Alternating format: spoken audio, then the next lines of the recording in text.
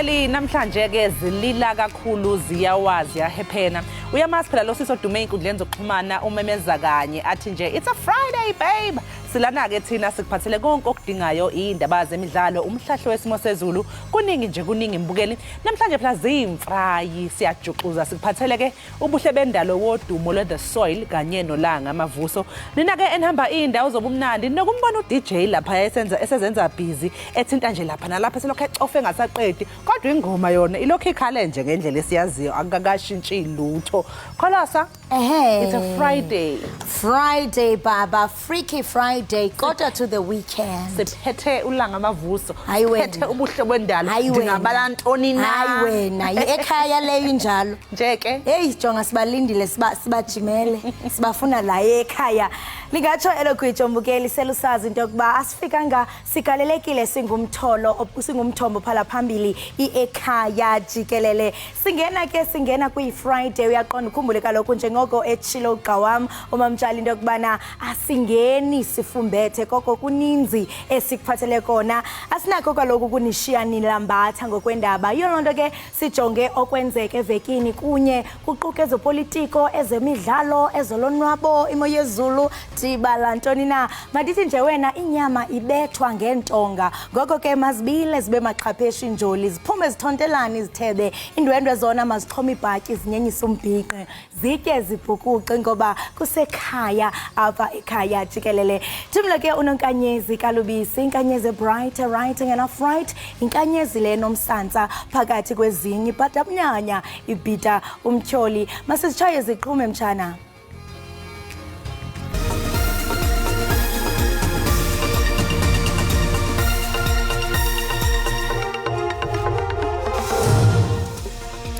Igqiza lezokhuseleko ngobuntlolwa kwisizwe phansi kwe-National Joint Operational and Intelligence Structure lithi konke kumi ngendlela ngokuphathelene nokhuseleko lwentloko zamazwe nezinye ke inkokheli ezakuzimasa ingqungquthela ye-15 yamazwe e-BRICS.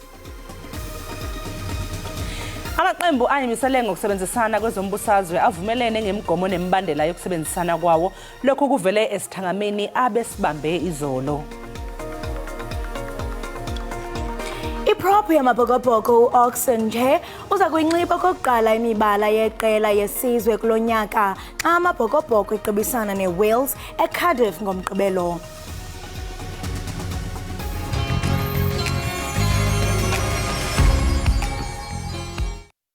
Isikhathi sesifikile na kanjani sithi sekunjalo vuka konke lodzinga kukwati sikuphathele kona ukuthi kwenekani nje emhlabeni wonke jikelele temidlalo phela nokuthi ugcoke kahle ngaso sonke isikhathi ngani na ngithi vele simo selitulu kumele ukuthi sikwatise ukuthi ngaphandle ngabe simo sinjani nokuthi emgwaqeni phela uhlala uphephile ngaso sonke isikhathi sitokwatisa ukuthi ngabe tinvoti hamba njani vuka #Ekhaya Jikelele ngaso sonke isikhathi sinawe awe.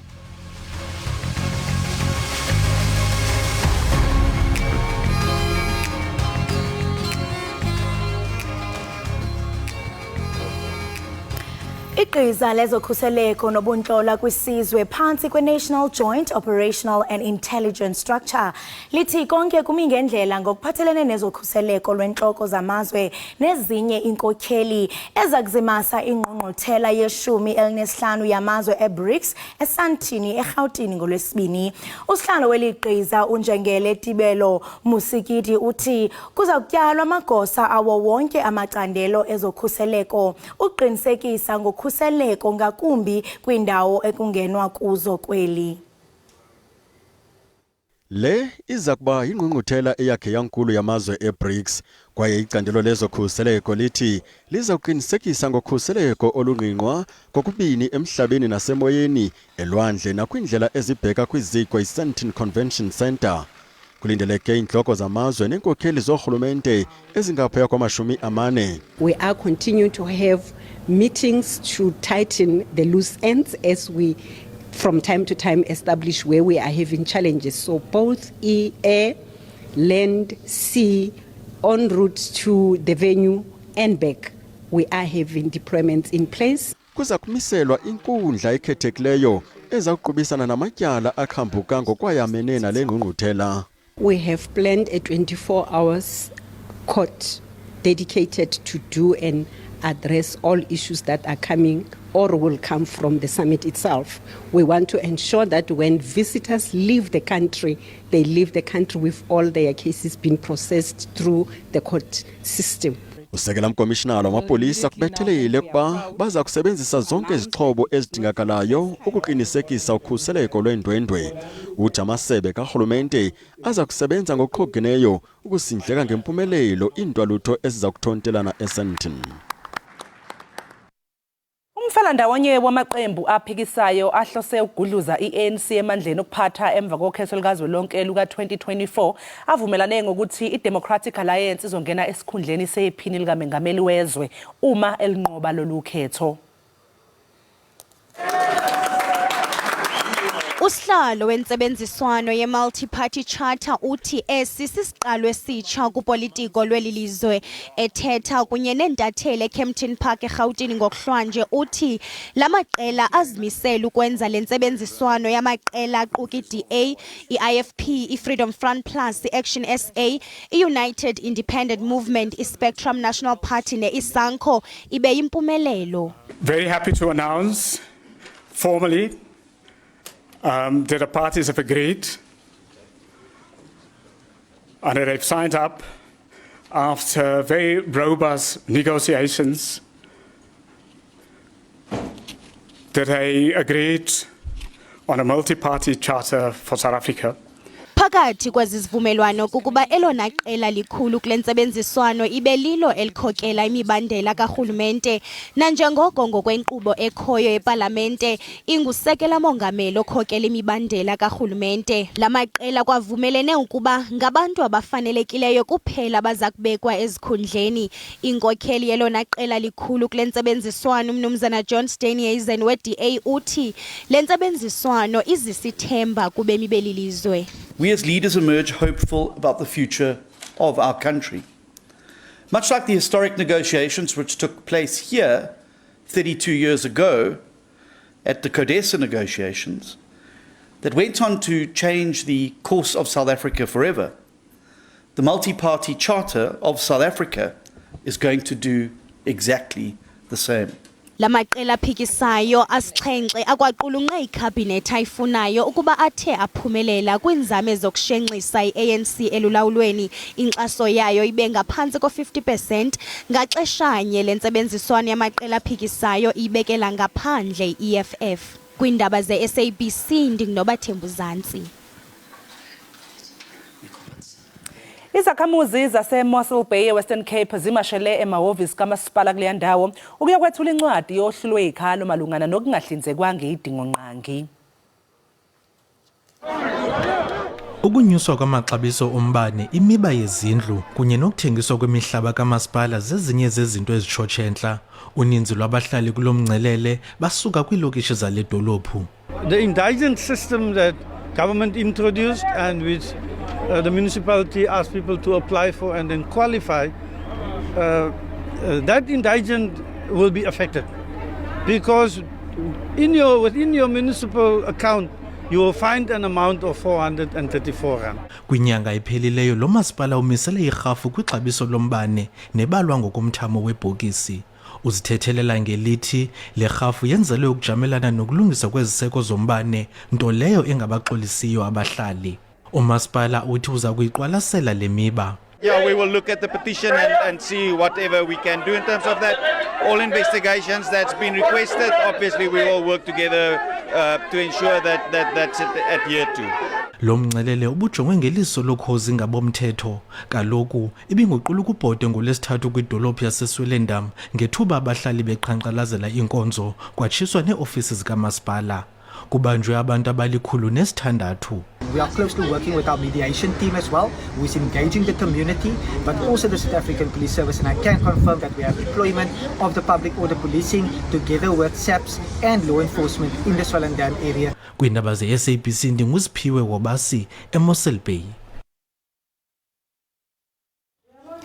Umphathiswa wezempilo eMpuma Koloni unkosikazi nomakhosazana Meth unikezele ngesibhedlele ezikudidi oluphezulu sesifo sephepha eMatatiela. Esi sibhedlele esitsha nesixabisa ngaphezulu kwama300 ezigidi zerandi siso ekuthunyelwa kuso izigulana eziphuma kwingingqi Alfredo iChrisani kunye neJoe Qabi. Esi sibhedlela sabantu abaphila nesifo sephepha eGutsong TB Hospital sinomandlalo abalikhulu na20, umzi wamachiza, ilaboratory, iklinikhi namanye amasebe abalulekileyo. Urhulumente wethu wazisa ngawo amacebo okujongana nokwehlisa umcelimngeni wesifo sephepha. Sithetha njengoba sibaninzi kakhulu abantu. Esibhedlela sina 120 beds kodwa sijonge ngoku ukuba sizirepurpose senze nje iunit ena 20 beds ejonge abantu abakufuneka bethunyelwe apha. Esibhedlela sisancedisa kakhulu abo bakwaphangela apha. The old building was used to leak some water and our patients used to suffer. Even the nurses and doctors were sometimes get frustrated. But now that the hospital is finished and everybody will enjoy most of the benefits of having treatment and being admitted in this hospital. Ngoku izigulane zikufutshane nalapho sifumana khona uncedo. Only thing that is actually, make us to be excited is the fact that our people will not, they are not going to travel long distances. They will come because the hospital will be around themselves. Abahlali bathi bavuyela kuba iinkonzo ngoku zisondele kubo. Sizobhiyozela esibhedlela namhlanje sibona sandisiwe sikhulu sihle ukwenzela ukuthi wonke umuntu akwazi ukukhona ukuba alala osibhedlela afikeleleke. Kwiveki ezimbini ezidlulileyo isebe linikezele ngesinye isibhedlela esikwizinga eliphezulu ngenkululeko nyembiso endaba ze-SABC eMatatiele.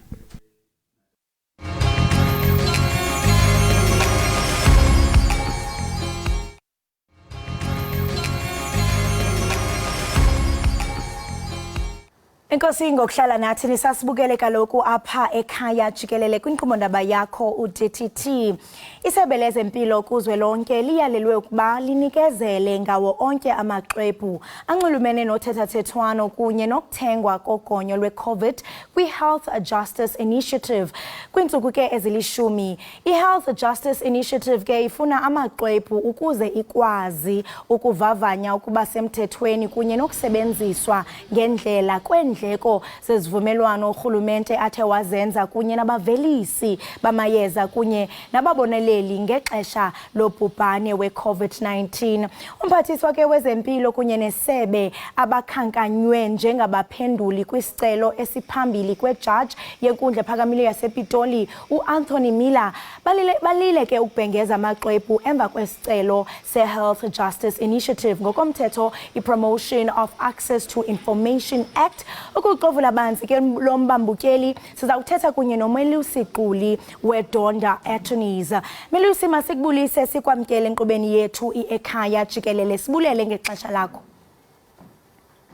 Ngibingelele kuSisikholosa, ngibingelele babukele emakhaya, ngiyabonga ngethuba lokuthi ningibize. Kubulela thina. Ungathi mhlawumbe ubaleke njani umyalelo wenkundla wokuba isebe lezempilo linikezele ngamaxwebhu anxulumene nogonyo kwi-Health Justice Initiative? Kutheni nje kubalekile? Okay, into ebalekile la Sisikholosa ukuthi uma sikhumbula kahle ziningi kakhulu imali ezasebenza ukuthengwa imithi yokugoma noma ama-vaccine for i-COVID. Uma sikhumbula kahle imali eyasebenza, it was almost 500 billion. So kubalekile ukuthi makusetshenziswa izimali zomphakathi sazi ukuthi izivumelwane noma ama-contracts ayekhona ayethini, sazi ukuthi ubani owayekhona kuma-meeting, ayethini ama-minutes ama-meeting. Sazi ukuthi lama company akhona o-Johnson & Johnson, no-Aspen, no-Serum Institute of India, kanjalo maningi amanye nabo bonke ababekhona kulokuvumelana ukuthi kukhishwe ama-vaccine noma imithi yokugoma. Basazi ukuthi kwakwenze njani. Ingakho-ke i-Health Justice Initiative ihambe enkantolo ngoba baqala bacela ngokwe-Promotion of Access to Information Act lokade uyisho iqaleni ukuthi sicela sinikele information banqaba kwaze kwaphokha ukuthi benkantolo-ke sesiyakhishwa isinqumo izolo ukuthi emva kwezinsuku eziyishumi kumele benikwe le information abayifunayo. Ingaba xa sijonga ke kwezomthetho, umthetho i-Promotion of Access to Information Act ungena njani ke wona kule meko kwaye usichaphezela njani isibonelelo, i-obligation ke ngamakhumsha sikarhulumente sokubhengeza la maxwebhu? Okay, ngicela ungiphindele wokugcina. Ndingatsho ndithi mhlawumbe xa sijonga ngokomthetho njengokuba kukhona i-Promotion of Access to Information Act, yona ingena njani kule meko? Okay, asiqale phezulu. Kunesigaba esukumthetho sisekelo, i-Constitution, isigaba seshumi nesithupha esithi unelungelo lokuthi ukwazi ukuthola ulwazi noma information. Iqala lapho kwase kuba nayo ke le act esikhuluma ngayo, i-Promotion of Access to Information Act, ethi uma kunento oyifunayo kunoma ubani oyimele noma uma uyifuna ku-state noma kwabambuso noma uhulumeni, unalo ilungelo lokuthi uyicele information, ugcwalisa amafomu akhona kuleyo department noma kuleyo sikhungo sohulumeni, ebese bayakunika leyo information. Kodwa uma benqaba-ke unalo ilungelo lokuthi uphikise lokho khona phakathi kuleyo department. Uma bephinde benqabe futhi-ke ungabathatha basenkantolo, isizobe sikhetha-ke inkantolo ukuthi unalo ilungelo lokuthi uyithole leyo information noma lolo lwazi noma awunalo. Ungathi mhlawumbe wena Melusi, kwimeko ezibumila bunje zeziphi imeko ezidla ngokuba kanti ziyaqalaswela inkundla xa igqiba ukuba ngaba amaxwebhu la karhulumente kufuneke aboniswe okanye abhengezwe oluntwini? Ngicabanga ukuthi izini izinto ekumele ibhekwe uma kufunwa le information. Nditsho kanye njalo Melusi. Yes, okay. Into efanelekile ake siye lapha kwisigaba sama-46 kuyi-Promotion of Access to Information Act, ithi kuphoqelekile ukuthi lukhishwe ulwazi ukuze nomphakathi ukwazi ukuthi uvikeleke. Bathi nje it's mandatory in the public interest ukuthi kukhishwe information, yabo. So ileyo nto ebalekile. Uma sibuka kule case i-Health Justice Initiative yathi umphakathi kumele owazi ukuthi izimali zisebenze kanjani, kumele owazi ukuvunela kanjani.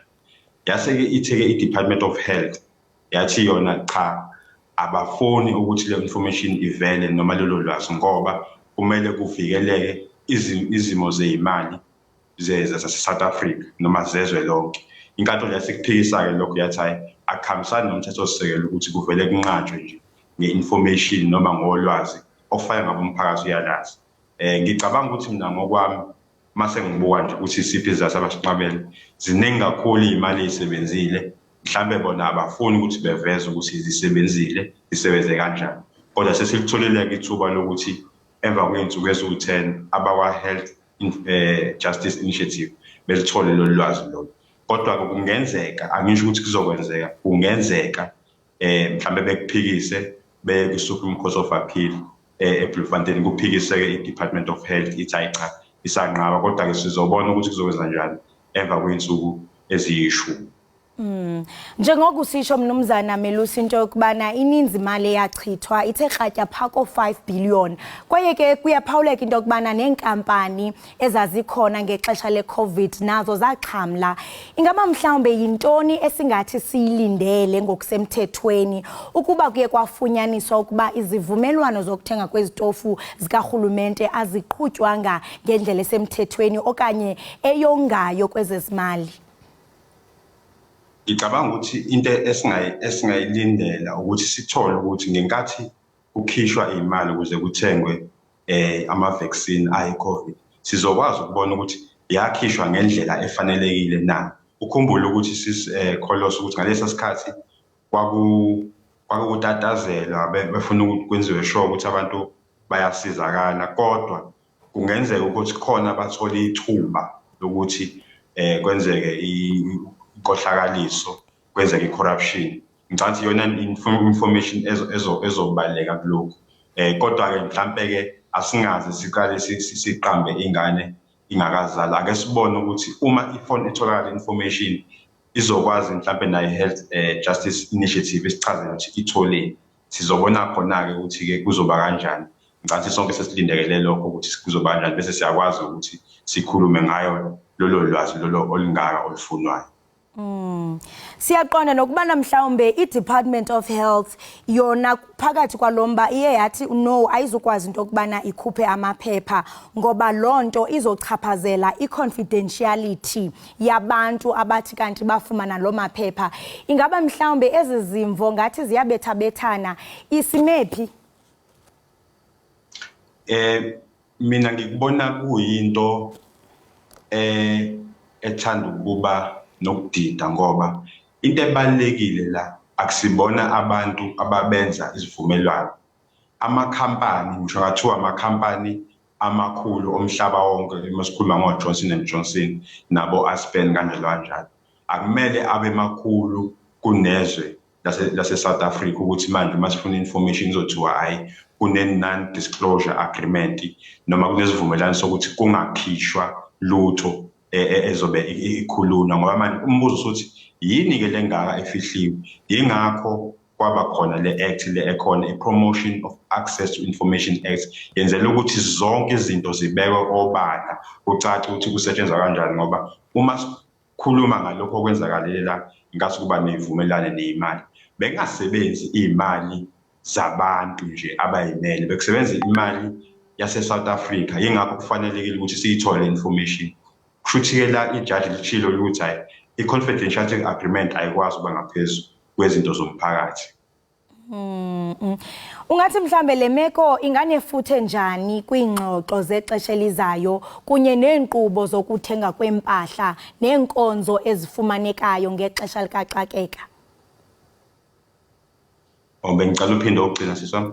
Ungathi mhlawumbe oko kwenzekayo ungaba nefuthe elinjani kwingxoxo zexesha elizayo kuba asazi mhlawumbe into okubana amangomso asiphethele ntoni so ubangaba mhlawumbe kuzowenzeka izinto ezifana noluhlobo years later after sesibone i-effects of COVID-19 sesibona ngoku sekungenelela no health justice initiatives kungaba nefuthe elinjani oko? Ngicabanga ukuthi kusizile ukuthi kube neqala enjengaleli uma ukuthi i-Department of Health ibinqaba kusiza ukuthi konke ama-department uma kunolwazi esilidingayo somphakathi sikwazi ukulithola ngoba akufuneki ukuthi abakahulumeni besebenze ngathi izinto abazenzayo ezabo kuphela. Ukhumbule Kholos ukuthi bane-principle abathi bathupili principle echaza ukuthi ama-department akahulumeni abeka uluntu noma abeka izidingo zabantu phambili ukuze sazi ukuthi idingo lifezeka ngendlela e-right uma sidinga ulwazi kuyafuneka ukuthi silithole. Ngiyacabanga ukuthi ke ngesikhathi esizayo uma kukhona umuntu noma kukhona i-organization ezothi icela ulwazi kwi-department noma yipi yakahulumeni yasithemba ukuthi akuzukuba yinto ezophikiseka ukuthi bevele bethi hayi kune-confidentiality agreement noma kuzolimala izinto zomnotho wezwe lonke lapho kuzobe sekucala umuntu uzovela veze yona le case le ekhulunywa athi hayi i-case ekamila kwathiwa i-public interest yona ebalekile into enjengalezi. Ngicabanga ukuthi kuyosiza ukuthi le case le ibe umzekelo ukuthi uma kunesimo esikanje yini emali yenziwe i-department. Mnumzana uMelusi masibambe ngazibini ngexesha lakho kwaye siyabulela kakhulu into okubana uyakwazi usabela xa sikudinga ngemiba yezemithetho. Enkosi kakhulu benosuku olumnandi. Enkosi sisi siyabonga. Enkosi. Right mbukeli we-Ekhaya Jikelele lo ke besithatha naye nguye umnumzana Melusi Qulu weDonda Attorneys nebechubela banzi ke ngomyalelo othe wakhutshwa yinkundla wokuba isebe lezempilo likazwelonke linikezele ngamaxwebhu anxulumene nothethathethwane kunye nokuthengwa kogonyo lwe-COVID kwi-Health Justice Initiative i-HJI ngamafuphi. Kanti ke mbukeli uyaqinisekisa into okubana njengoluntu ninalo ilungelo lokuba niye kurhulumente xa ngaba mhlawumbe ninezikhalazo uba ngaba niyabona into okubana urhulumente akakwazi ukuziphumeza niyakwazi into okubana ninxibelelane nabezomthetho. Kanti ngoku masithi qhwi evenkileni qiniseka mbukeli into okubana awugqushalazi ubukele i-Ekhaya Jikelele apha ku-DTT.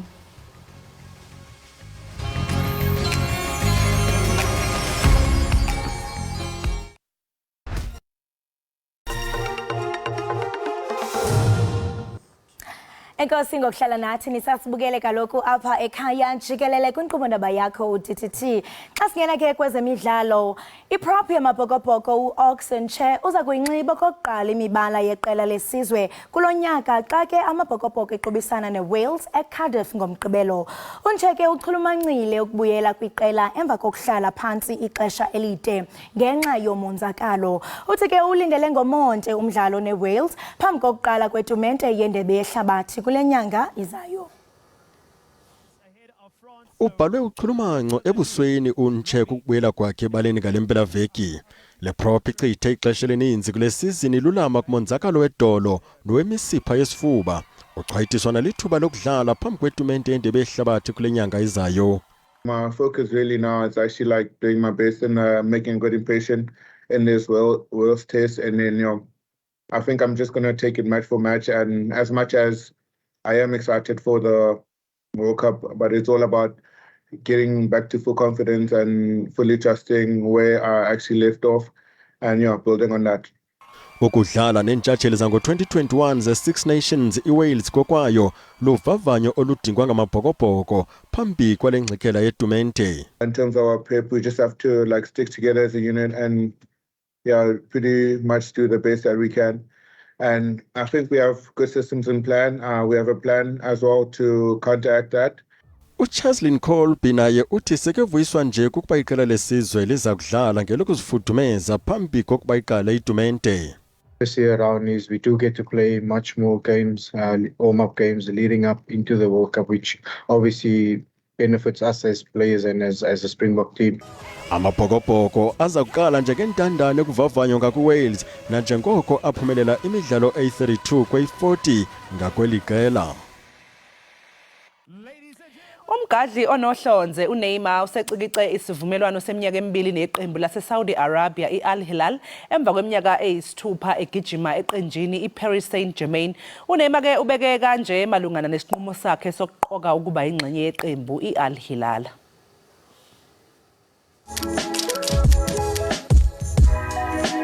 Let's start. Estou muito empolgado, muito feliz, né, de estar indo para uma liga nova, né, uma nova experiência, um novo desafio. E obviamente que estou empolgado para fazer história lá. Então, né, espero que o nosso time possa fazer uma grande campanha e concluir nosso objetivo. Eu acho importante, né? Por isso que eu tô chegando na liga agora. Obviamente que é uma troca muito diferente, mas não deixa de ser um desafio novo, né? Cristiano Ronaldo acho que foi o pioneiro em tudo isso e todo mundo começou.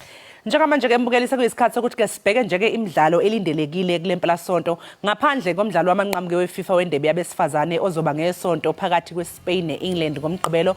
Kuzoqala ke owombango wendondo yethusi phakathi ke kweSweden kanye neAustralia. Kanti ke mangabe siqhubekela emidlalweni ke ye-DStv Premiership khona namhlanje SuperSport ke izokwamukela iCape Town City kusihlwa ebese kuthi ke iRoyal AM isingathe iStellenbosch FC. Kusasa ke ngomgqibelo amaZulu FC azogadulisana neRichards Bay FC emidlalweni womkhaya abakwaZulu Natal. Ebese kuthi ke mbukeli iChippa United yona itholane phezulu noMpetha abavikela isicoco seligi phela iMamelodi Sundowns.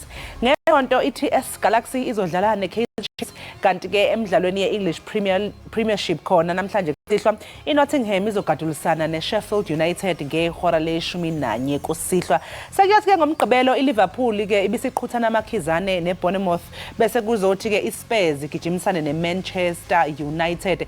Kanti ke iqembu elivikela isicoco se-EPL iManchester City lizosingatha iNewcastle United ngesonto. Ebese kuthi ke iAston Villa izobhekana neEverton. Mbukeli ke asivale ngomdlalo ozoba phakathi kweWest Ham kanye ke neChelsea.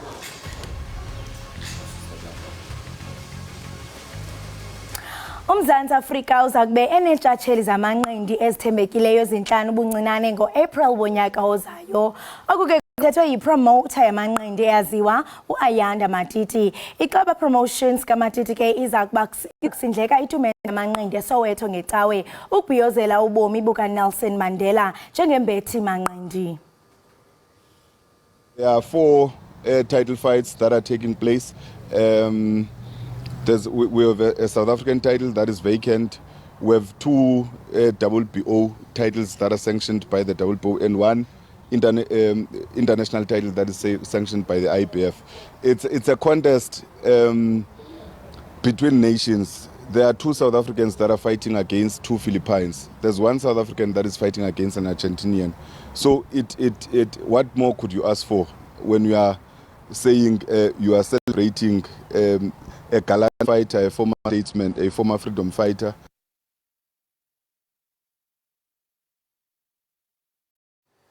Mukele njengokusilana nje angithi sishilo phela sathi ziyawa la ekhaya Jikelele namhlanje ngoba ziyimfry, it's Friday. Ubuhle nje ke usayigcwala sikhuluma kanti uyeza wena nje ke okufuneka kwenza ukuthi ungahambi. Uyeza ubuhle usahleze usayigcwala wenza isiqiniseko sokuthi phela uzobe emuhle mayifika la afika sorokhe ngomculo wakho omnandi. Okwamanje ke nje ke mbukeli ake sithi shu 8 dollars sobuyemva komzuzu.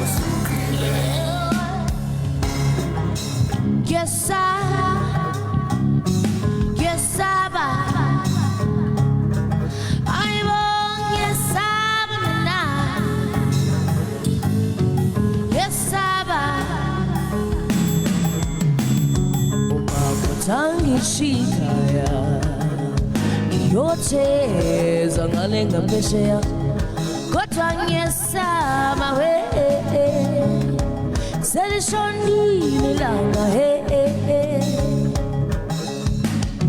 ubangotangishikaya yote zangalenga mawa hibizi zingmele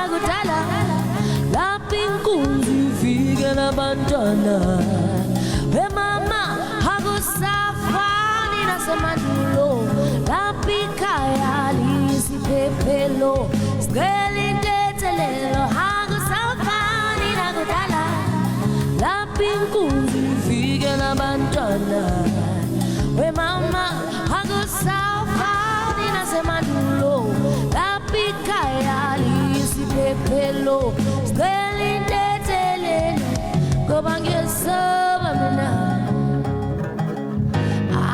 ngesaba mina ngesaba mina ngesaba mina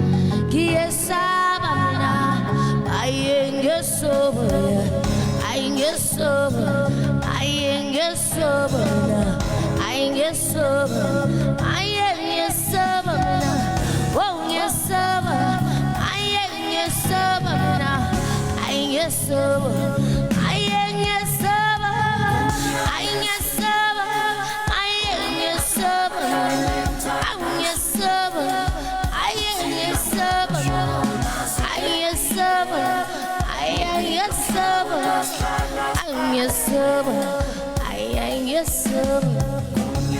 Yes, sir.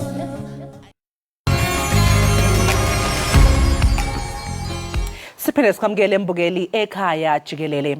Salusamome ukhetho likazwelonke kuluka 2023 eSwatini njengoba sekuphothuliwe ukuphakanyiswa nokucutshungulwa kwemininingwane yalabo abagaqela ukuba amalungu eParlamente.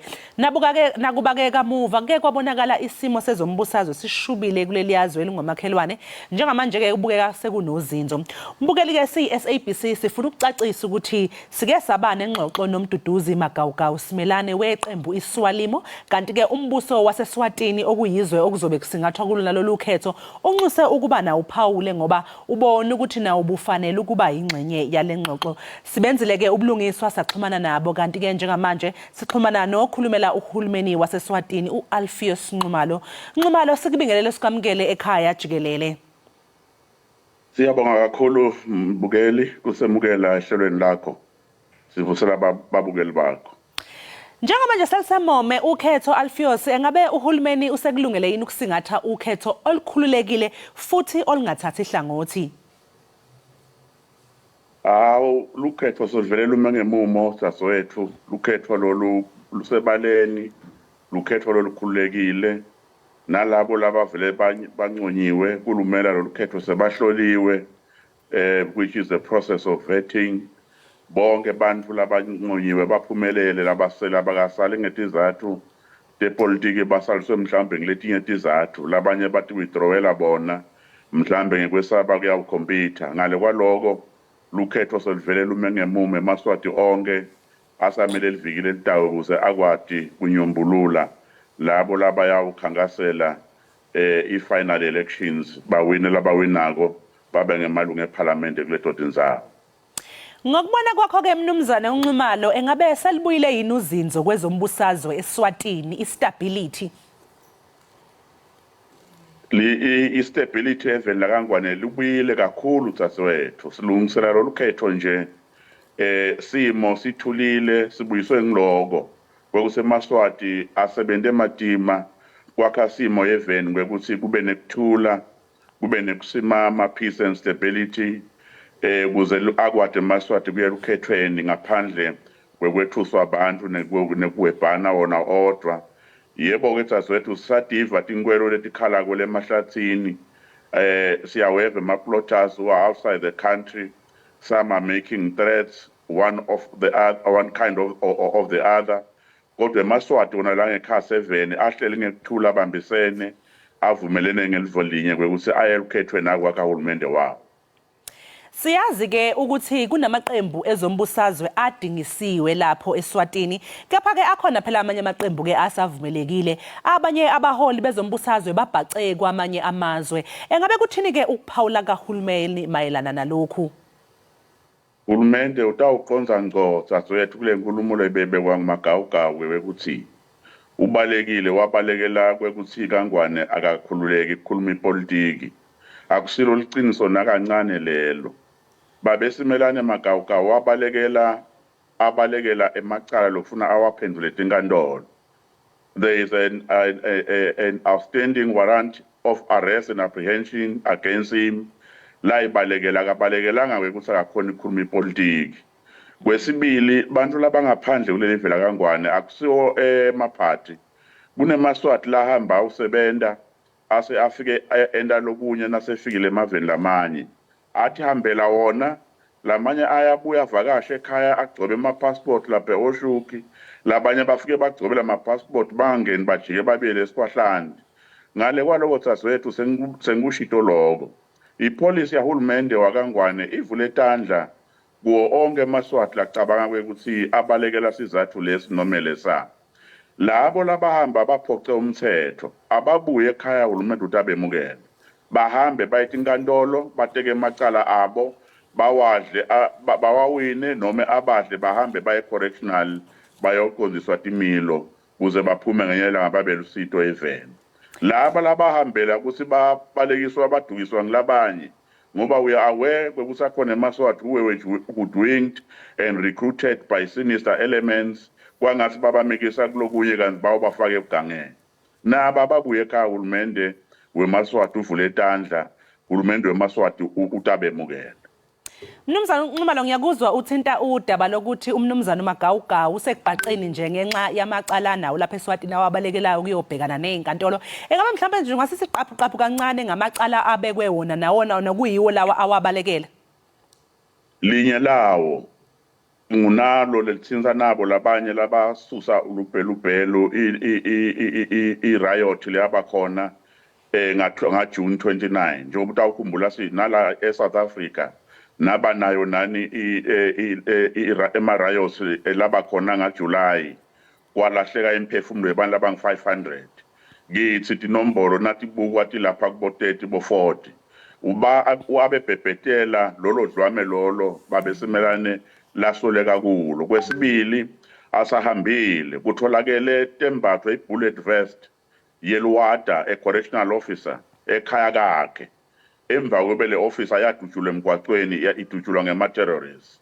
So ngidinsolo tonke leti lekufuna babesimelane Magawugawu abuye ekhaya aye enkantolo atiphendvule angabaleke kuhlale etigangeni ngeke kumsite akahambeli ipolitiki wasimelane wehluleke kuye tinkantolo kuyokumembi kemthetho aphendule lokho lakwatiko naloko langakwati. Kubukeka kunokukhononda futhi malungana nokuthi uhulumeni waseSwatini uthatha kade ukungena ezingxoxweni zokuqinisekisa ukuthi ke kube nozinzo kuleli yazwe. Engabe ke ziyoke ziqale kodwa lezi ingxoxo babunxumalo. Njengoba sikhuluma nje ngise-Angola eLuanda lapho khona inkosi yemhlaba His Majesty King Mswati III ukhulumile nebaholi bakaSadaki idolo wabaniketa isiqinisekiso ukuthi eMaswati ane-history vele yekuthi nakukhona la ngasabonisani khona ahlala phasi akhulume nanyalo-ke live lakangwane nakwedlula lolu khetho nje live liyahlangana lonke live leMaswati liyahlangana esibayeni liyaqoqa liyatikhulumisa tonke leti nkulumo lokufuna tikhulunyiswe lokufaka ekhatsi tona leti tepolitiki lekhona labafuna kukubeka bayakubeka sive ke siyawuthatha sinqumo inkosi yabo sebavile ukuthi kukhulunywa ngani bese kuyabonakala ukuthi kuyiwa njani empili. Silive lelikhululekile, silive lelidalelwa kako, silive lesingasabani futhi kushayisana ngemicondo ngoba ngikona kwakha live lokho. Uma ngabobuka engabe lukhona uguquko lingase libe khona eParliament uma ke sebekhethiwe labo abazoba amalungu. Asibathi kusibobani eParliament labayela kuyakwenda tinguquko nato leti nguquko kungaba ngitiphi ngeke sikwadi kubhula kwekuthi nabakhetha eMaswati etinkundleni tawo atawukhetha amthumela lamthuma kubalunga leParliament kuyawu-influence noma kuyawuguqula ini siyakuva konke seseParliament kodwa iParliament yakangwane iParliament lekhululekile iParliament lekhuluma tifiso tebantu emalunga eParliament akazange abopheke akazange abe nenkinga kungako iParliament yakangwane sithi iParliament lekhululeke kwedlula onke amaParliament ngoba emalunga eParliament kangwane tindzaba letilethwa eParliament atisebenta asebenzisa an unbiased judgment a non-party political judgment basebenzisa i-conviction yabo akufanani nakulamanye amaParliament lapho khona noma ngabe kubekwe yiphi i-issue eParliament kufuna u-act behave as a robot because kuna chief whip lothunywe i-political party to ensure that you must toe the political party line. You vote according to other people's lenses and other people's feelings. You don't use your personal judgment. You don't use your personal conviction. You don't use your personal persuasion. Kodwa yakithi iParliament ikhululekile tsatwethu batawufika emalunga eParliament onke ngu-67 atendele lokho lwathunywe kona sive etinkundleni la kuqhamuka khona ngaphandle kokwethuswa amadosa labitwa ngama-deployee committee noma ebo-chief whip. Sibonga kakhulu ke mnumzane uAlpheus Nxumalo ngesikhathi sakho namhlanje kuseni sikufisele nosuku oluhle. nakini saswethu nebabukeli be-SABC babe nesiloluhle siyabonga kakhulu. Siyabonga. Lowo ke mbukeli beku Alpheus Nxumalo okhulumela uhulumeni waseSwatini esazisa kabanzi ngamalungiselelo okhetho likazwelonke. Mbukeli SABC inhlangano esakazela umphakathi ngaphansi kahulumeni obuswa intando yabantu. Ngakho ke sifuna ukubeka kucaca ukuthi eminye yemigomo yethu ngokusakaza ngokungachemi neqembu lezombusazwe futhi njengoba isiqubulo sethu sisho sithi asithathi ihlangothi. Njengoba ubonileke mbukeli silizwile uhlangothi lombuso waseSwatini ukuze phela uphendule inkulumo ke yeswalimo. Sake sazama phela mbukeli ukuthi ke sixhumane nabo ukuze babe ingxenye yohlelo esasikhuluma nabo nomduduzi weswalimo kodwa ke umdidiyeli waleli qembu akazange kwazi ke ukubathola. Njengamanje ke mbukeli ke sinje ke qu 8 ke sibheke ukuthi siphosa amehlo lapha esimeni sezulu ukuthi sime kanjani.